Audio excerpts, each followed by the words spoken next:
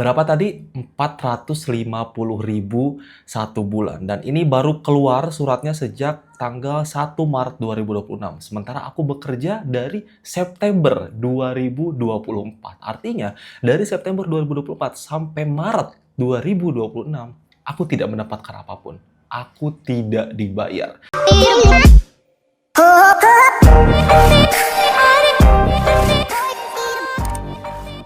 Jika di video sebelumnya, aku udah pernah ngebahas soal perbedaan gaji guru di Indonesia dan juga di Malaysia. Di video kali ini guys, spesial banget aku mau ngebahas soal perbedaan gaji perawat di Indonesia dan juga di Malaysia. By the way, aku sudah menjadi perawat sejak September 2024 di sebuah rumah sakit milik pemerintah. Dan mungkin kalian penasaran gaji aku berapa. Tapi aku mau disclaimer dulu, video ini tuh gak ada maksud untuk aku menjelekkan profesi aku, menjelekkan negara aku, atau menjelekkan pemerintah Indonesia. Ini pure hanya memberikan informasi aja, dan tentunya video yang akan aku tampilkan juga mungkin ada perbedaan data ataupun informasi dengan kalian semua. Karena aku yakin banget gaji perawat di Indonesia itu variatif guys, berbeda-beda tergantung dari instansinya, tergantung dari pemerintahan yang mengelolanya, ataupun tergantung dari perusahaan di mana dia bekerja. Tanpa beberapa lama langsung saja kita lihat video sekarang. Tapi mesul buat teman-teman baru gabung di channel ini guys, subscribe dulu, aku juga lonceng requestnya. Dan jangan lupa follow juga Instagram baru aku, linknya di deskripsi. Oke, kira-kira seperti apa perbedaan gaji perawat di Indonesia dan juga di Malaysia? Kita langsung lihat video. Berapa Ini kita lihat yang Malaysia dulu ya guys. gaji nurse dekat Malaysia ni? Jom kita tengok. Ini gaji nurse yang bekerja dengan kerajaan. Okey. Dekat atas kita tengok ini dengan kelayakan diploma, yang bawah dengan kelayakan I see. ijazah sarjana muda. Okey, yang kita tengok yang diploma ni bermula dengan 1,900 kan. Yang bawah ni bermula dengan 2,000 lebih. Okey, cuma ada penambahan yang mana Belum penambahan ada nih. tambahan di antara 800 sehingga RM1,000. So tambahlah. Okey, dan setiap tahun dia ada kenaikan tahunan dia. Itu boleh semak dengan laman web. Okay, Gue iri banget sumpah. So sekarang kita tengok pula yang swasta. Ini swasta nih. Anggaran gaji dekat Biasanya Malaysia lebih ni? besar gak sih? Okey, kita tengok yang pertama ni. Okey, ini senior staff nurse. Nampak senior staff nurse? Wow. Yang mana anggaran gaji di antara RM4,000 hingga RM5,800. Bergantung kepada pengalaman. Yang ini dekat Selangor. Okey. Alright. Yang kedua, yang ni registered nurse yang biasa. Gajinya di antara 3,500 sehingga 5,500. Mungkin ini yang Dekat kurang Selangor pengalaman. Dia mungkin berbeza tempat. Okey, so ini apa yang membezakannya dengan pengalaman. Okey, performance. Performance dia tambah lagi allowance lah. Itu yang boleh jejak sampai 5,500. Okey, yang ketiga ni kita tengok. Yang ketiga ni nurse manager. Ini biasanya dengan minimum ijazah sarjana muda. Okey, yang mana juga dengan pengalaman lah. Dia nak pengalaman mengurus, dia nak banyak perkara yang ambil timbal kira, tapi gaji di antara, boleh tengok tak? RM7,000 hingga RM8,000. Kan, lagi besar gaji, lagi besar tanggungjawabnya. Okey, kita tengok yang keempat pula. Yang ini senior staff nurse. Tapi yang ini luar sedikit daripada ibu kota. Ni anggaran dia lebih kurang RM2,800 sehingga RM4,000. Ini di luar Selangor lah ya. Okey. Yang terakhir, ini pun dekat bandar juga. Bervariatif juga gaji nurse di Malaysia. Tapi jujur, kalau dibilang iri, gue iri banget liatnya. Itu mereka tadi startnya dari 1,900 yang diploma, belum lagi allowance gitu ya. Itu bisa nyampe 2.900-an gitu, atau mungkin sekitar 12 juta atau 10 jutaan lebih gitu kalau di-convert ke rupiah saat ini. Dan tentunya berbeda provinsi atau berbeda negeri gajinya berbeda. Ibaratnya di kita kalau di Jakarta dengan di Tasik nih, tempat aku beda pasti karena ada yang namanya upah minimum kan. Tapi meskipun begitu guys, gaji nurse di Malaysia itu katanya terlampau kurang atau masih jauh dibanding dengan negara-negara tetangga seperti kayak Singapura dan negara-negara lainnya. Itu udah besar banget, masih dibilang kurang katanya guys. Ini ada videonya. Gaji nurse kita terlampau kurang. Sebenarnya ada satu golongan lain yang terbiak daripada this equation, nurses tau. Nurses kita kan memang kebanyakannya kalau ada peluang untuk pergi overseas, dia akan pergi overseas. Sebab dalam this entire equation, satu lagi sebab kenapa healthcare kita begitu untung adalah sebab gaji nurse kita terlampau kurang. Rendah, betul. terlampau rendah gaji nurse kita. Terlampau rendah. Our nurses pay among saya rasa antara yang paling rendah dalam region ni tau. Misi-misi yang pergi kerja dekat Saudi, Singapura, dia pun punya gaji 4-5 kali ganda daripada gaji kita dan kerja yang lebih kurang sebenarnya. Tapi tengok dia orang punya kerja memang A sampai Z, daripada pagi dia lah yang first, dia lah yang last. Correct. Kerja kena disiplin, ikut doktor semua kan. Correct. Tapi gaji kan. Dan tiada peningkatan gaji mereka ni daripada dulu sampai sekarang. Ada peningkatan pun dalam 5%, 10%. Masa aku mula masuk doktor kerajaan, mereka dibayar dengan telur, tahu kan? Mereka on call, mereka dibayar dengan telur tau. Telur ayam. Serius lah? Mereka on call, mereka bawa balik telur ayam. Dulu lah. Aku pun tengok banyaknya telur dia bawa balik ni. Tapi sistem butter je So of course sekarang dah improve sikit. Mereka dibayar dengan masa, allowance. Tapi satu masa bayangkan kita boleh terfikir untuk bayar misi-misi dengan telur. Kalian dengar gaji sebesar tadi, 1.900 tuh minimal untuk gaji diploma perawat, katanya masih kurang banget. Artinya apa? Artinya kementerian di sana bisa memberikan lebih untuk gaji perawat atau tenaga medis di Malaysia. Keren banget. Kepedulian dokter tadi bilang bahwa masih kurang. Tentunya itu sebanding dengan pekerjaan yang didapatkan. Sekarang medis itu sangat berat banget kerjanya. Aku berbicara berdasarkan pengalaman aku pribadi ya. Lalu kalau gaji Malaysia masih dibilang kurang, bagaimana dengan gaji kita di Indonesia? Gaji HO versus mental health. So to be honest, kalau korang Google pun korang boleh tahulah gaji junior doktor dekat Malaysia adalah 4,000 lebih. Termasuk semua allowance adalah gaji yang paling tinggi untuk starter to work in a government sector. Kalau compare dengan pekerjaan lain, macam cikgu gaji permulaan pun 2,000 lebih kan kalau masuk. Kita cakap kat orang yang gaji nak dekat 5,000, mungkin orang rasa untuk starter to work in government sector tu tinggi. Saya dah bekerja sebagai junior doktor dah nak dekat 7 bulan. Semua yang nak jadi doktor kat Malaysia ni lepas habis je medical school, kerja sebagai junior doktor which is housemanship selama 2 tahun wajib. Itu adalah paling minimum. Maksudnya kalau ada extension kena tambah lagi lah. Bagi saya untuk bekerja dalam sektor ni, dia sangat challenging my mental and also my physical. Saya masih ingat lagi my first day bekerja sebagai seorang junior doktor, badan saya rasa nak tercabut. Kena pergi kerja waktu tu awal pagi sebab waktu kita masuk mula-mula dalam ini dengan gaji 4.900 kita kena bekerja ya. sebagai tagging. Tagging ni adalah period yang paling worst. Housemanship tu dah worst kan, dah teruk kan. Tagging is the worst out of the worst. Sebab apa saya cakap worst? Because you are new to the department. You tak tahu sangat department tu sistem dia functioning macam mana. So you akan struggle dari segi macam nak fahamkan sistem macam mana and how to be function in that ward, in that department. And you are dealing with people punya life. Doktor yang atas-atas tu memerlukan support daripada kita yang bawah ni.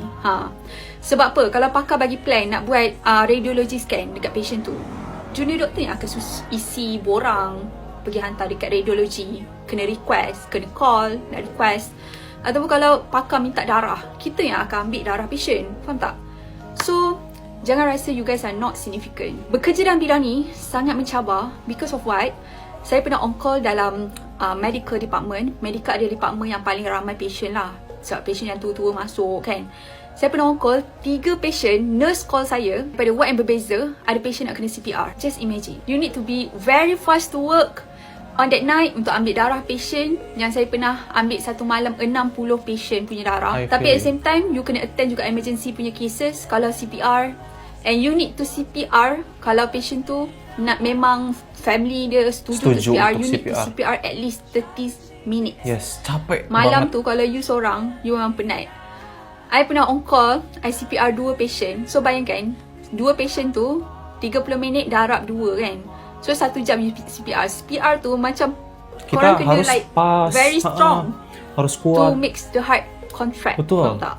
Sampaikan kalau tulang rusuk patah ke apa, kita tak kisah asalkan kita nak jantung tu dapat balik kan. So you guys need to be very like macam strong lah, use your energy. So benda tu lah sebab tu saya cakap houseman ni dia bukan menguji your mental tapi your physical juga.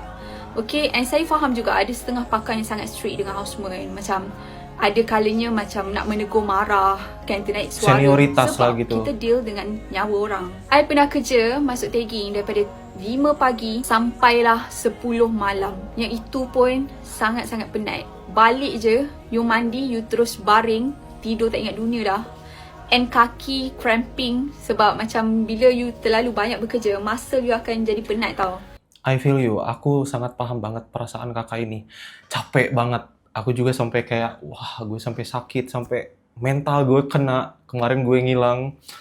Itu juga salah satunya penyebabnya karena beban kerja juga. Ini dibayar berapa tadi? Minimum 4.900.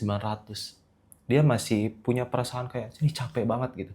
Apalagi kita di Indonesia. Ini gue bukan maksud untuk compare ngebandingin ya. Maksudnya kayak, bagaimana dengan kita gitu. Gue digaji hanya 450.000 satu bulan. Dengan beban kerja nih sama. Kita melakukan CPR juga. Pasien malam-malam perlu dirujuk ke rumah sakit yang lebih besar. Kita pergi. Datang lagi kita kerjakan yang lain. Sumpah. Capek banget. Dan tidak dihargai di sini. Aku kasih tunjuk sekarang videonya. Oke, kalian bisa baca di sini. Ini merupakan surat aku pribadi dari rumah sakit tempat aku bekerja. Memutuskan, menetapkan, ke-1, mengangkat saudara nama Adam Pratama Putra S.Kep Nurse.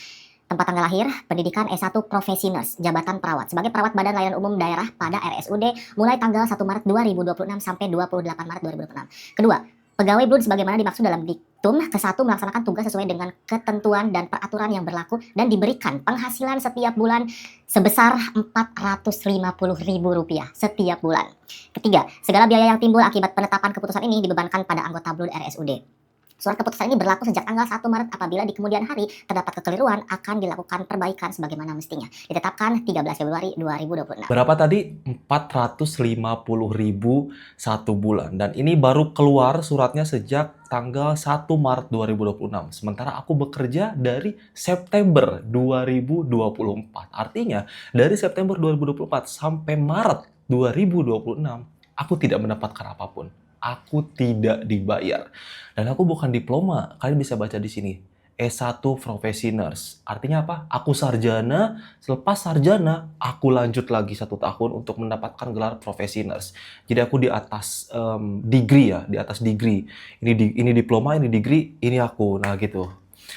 Dibayarnya berapa? 450.000 sebulan. Kalau dibilang harus bersyukur ya ini sebetulnya tidak layak untuk disyukuri, tapi di sisi lain ada teman-teman kita yang lebih susah bekerja. Jadi disyukuri aja. Dan fakta sangat mengejutkan lagi adalah dari Maret 2026 sampai bulan ini, bulan Mei 2026, uang itu tidak keluar. 450.000 yang dijanjikan belum aku terima sama sekali. Ini fakta guys. Aku bukan mau menjelekkan instansi atau kepala daerah atau pemerintahan di daerah aku. Tapi aku bicara berdasarkan fakta. Dan aku bisa mempertanggungjawabkan ini semua. Aku masih baik. Aku masih sensor nama rumah sakitnya. Aku masih sensor di mana aku bekerja. Dan sekali lagi, di sini aku bicara soal fakta. Aku hanya dibayar 450.000 sebulan, itu pun belum dibayar. Lalu bagaimana dengan nasib perawat-perawat lain di Indonesia? Ini ada videonya. Berapa gaji perawat? Enggak apa-apa kan, ini nanti pemerintah nonton, berarti kan kita harus mesejahterakan perawat gitu loh. Berapa gaji perawat tuh? Honorer 700, iya 600 mungkin di puskesmas. Berapa? 700? 600? 700.000, berapa ringgit? Modal kalian sekolah banyak gitu, tapi honorer tetap segitu. Ya tolonglah ya, ternyata nggak cuma guru honorer, tapi tenaga kesehatan juga kayak gitu ya. Apa harapan kalian? Harapannya sih bisa naik gaji ya. Ya, realistis bro. Karena kalau nggak ada perawat juga, ya susah juga gitu kan. Iya, susah. Karena tugas perawat apa? Membantu pelayanan kesehatan. Pelayanan kesehatan, membantu dokter juga. Iya. Nah contohnya aku dokter, coba dibantu apa? Mau dicek. Coba apa? cek detak jantungnya. Oh, oke. Cek mental atau cek Cek kodam. cek kodam? Kodamnya apa? Buaya darat. Dan mungkin kalian nggak tahu ya, beban kerja perawat di Indonesia ataupun di seluruh dunia aku rasa itu berat banget guys. Kita menyangkut nyawa. Nggak ada kita hari libur nih, kecuali lepas setelah malam. Karena yang sakit nggak ada liburnya, bener nggak? Mau hari raya, mau hari besar, mau sebelum kiamat. Kita dituntut untuk bekerja. Tapi di Indonesia sangat tidak dihargai. Kalian bisa dengar tadi, 700.000 sebulan. Masih untung, masih gede. Gaji aku 450.000 itu pun belum dibayar sampai sekarang. Apa gak stres gue di sini? Saya nggak ada perawat yang digaji Percaya, jangankan 500.000, 300.000 per bulan pun banyak. Itu banyak atau ada bro? Banyak banget, karena banyak orang yang nge-DM gua, bang kapan gaji perawat naik? Tiap tahun kita selalu bayar iuran tuh. Nah terus untuk apa itu uang iurannya bro kira-kira? Gua juga nggak tahu untuk apa, dan gua bingung kenapa ini diupload di akun resmi PPNI. Tujuannya apa? Lihat nih captionnya. Captionnya aja ini AI generated kalau teman-teman sadar. Itu AI yang buat captionnya. Dan di caption tersebut nggak ada bahas untuk meningkatkan gaji perawat Sekalinya di Indonesia. speak up langsung disalahin kita. Faedahnya kira-kira apa itu, bro? Gua juga nggak tahu. Justru kami perawat ini berharap dari organisasi profesi untuk memberikan kesejahteraan kepada seluruh perawat yang ada di Indonesia. Gue kira tadi video yang lu tonton itu ada solusinya, bro. Gak ada solusi sama sekali, mau di caption, mau di video, dan ini video cuma nyomot dari konten orang lain dan di-reupload di akun PPNI. Gua nggak ngerti tujuannya apa dari PPNI. Mungkin kalau ada teman-teman yang dari PPNI ngerti, mohon penjelasannya kepada kami perawat-perawat yang di daerah ini yang gajinya 300.000, yang gajinya 500.000. Karena mereka yang gajinya 300.000, 500.000 per bulan itu tetap bayar iuran tahunan 260.000. Tag dan share teman kamu yang gajinya kecil. Follow dan komen. Double digit dan dicari banget di luar negeri. Tapi di Indonesia masih dipandang sebelah mata dan dikira cuma pembantu dokter. Yes, ini realita lulusan keperawatan. Di Indonesia masih banyak yang salah kaprah. Dikira kerjaan lulusan keperawatan ini cuma ngantar obat, nyatet suhu, atau nurutin kata-kata dokter doang. Padahal di luar negeri, lulusan ini banyak dicari. Negara-negara kayak Jepang, Jerman, Singapura lagi gencar banget ngerekrut perawat. Karena negara mereka lagi kekurangan tenaga medis. Dan gajinya bisa tembus 30-60 juta per bulan. Dan kalau kalian punya lisensi atau pengalaman, bisa lebih dari itu. Kuliahnya sendiri nggak semudah yang kalian bayangkan. Kalian bakal belajar banyak banget. Mulai dari kesehatan jiwa, keperawatan bedah, keperawatan medis, keperawatan anak, manajemen keperawatan, dan praktek di rumah sakit. Dan kerjaannya bukan cuma nurutin dokter doang. Selain hal-hal teknikal kayak masang infus, mengobati luka operasi, dan monitor tanda-tanda vital pasien, perawat juga dituntut untuk siap siaga untuk mendeteksi perubahan kondisi pasien. Seringnya, perawat yang tahu duluan kalau kondisi pasien ada yang nggak beres. Perawat itu bukan cuma figuran, tapi mereka adalah penopang utama sistem kesehatan. Jadi kalau kalian punya mental yang kuat, punya empati, dan suka nolongin orang, jurusan keperawatan ini bisa jadi ideal buat kalian. Nah, mau jurusan apa lagi nih yang gue bahas? Dan seperti yang gue bilang di awal ya, bahwa gaji perawat di Indonesia itu berbeda-beda. Biasanya di daerah itu lebih kecil gajinya. Gue di daerah kan, tinggalnya gue di kabupaten gitu. Kalau di kota-kota biasanya gajinya lebih besar. Kalian tahu Iki yang sering ikut konten dengan aku? Nah, sekarang dia kerjanya di kota. Di Bogor, gaji dia 4,6 juta gitu sebulan. Lumayan, udah besar, 1.000 ringgit lah sebulan. Udah termasuk sangat besar kalau dibandingkan dengan gaji aku di daerah seperti ini gitu. Dan ini ada pernyataan dari anggota pemerintah di Indonesia yang katanya menyebutkan bahwa gaji minimum perawat itu 3 juta lebihan gitu. Padahal realitanya kalian bisa lihat tadi di lapangan tidak seperti itu. Untuk dinas kesehatan terkait dengan gaji nakes. Kalau di perda tentang UMP ini kan gaji pokok ibu. Tapi kalau kita lihat di Pergub tahun 2016 itu paling rendahnya itu sampai di 3,8 juta. Paling rendah untuk yang SMA. Dan ini belum 8. Paling rendah 3,8 juta untuk yang SMA. Artinya untuk yang lulusan SMA. SMA. Okay. Dan ini belum pernah berubah dalam 10 tahun terakhir. Kalau dalam 10 tahun terakhir kita hitung berdasarkan dengan inflasinya, kenaikan kebutuhan pokok itu naiknya sekitar 36%. Jadi sudah 10 tahun tenaga nakes kita tidak mengalami penyesuaian. Saya perlu ingatkan lagi, tenaga nakes kita ini sebenarnya kalau dari hitungan SDG Index dari WHO, sebenarnya idealnya per 1.000 orang itu ada 4,5 nakes. Jadi pertama-tama beban kerja dari nakes kita ini sudah 2-3 kali lipat dari yang semestinya diterapkan oleh WHO.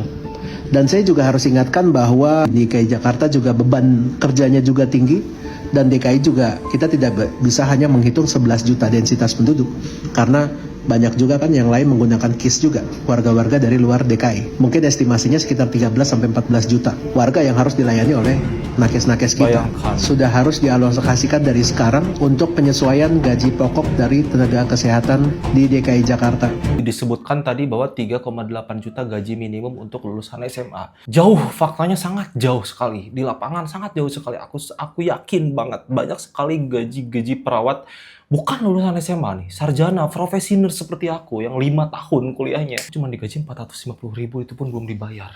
Please, buat pemerintah daerah aku nih, udah saatnya kalian aware sih, udah saatnya kalian memperhatikan gaji kami. Udah saatnya kalian melihat nih, perjuangan kami di lapangan tuh seperti apa. Kuliah kita tuh bukan kuliah yang murah guys, mahal, habis ratusan juta. Tapi ketika bekerja, tidak ada sedikit pun penghargaan. Aku mau tanya kepada kalian, apakah dengan 450.000 tadi disebut layak layak untuk gaji seorang perawat profesi nurse di Indonesia. Tepatnya di daerah aku, jauh dari kata layak. Bagaimana aku bisa bersyukur? Jangan ajarkan aku untuk bersyukur. Kemarin mental aku sampai down banget. Aku sampai bener-bener karena guys, yang tadi disebutkan oleh dokter Malaysia, beban kerja nakes atau tenaga kesehatan.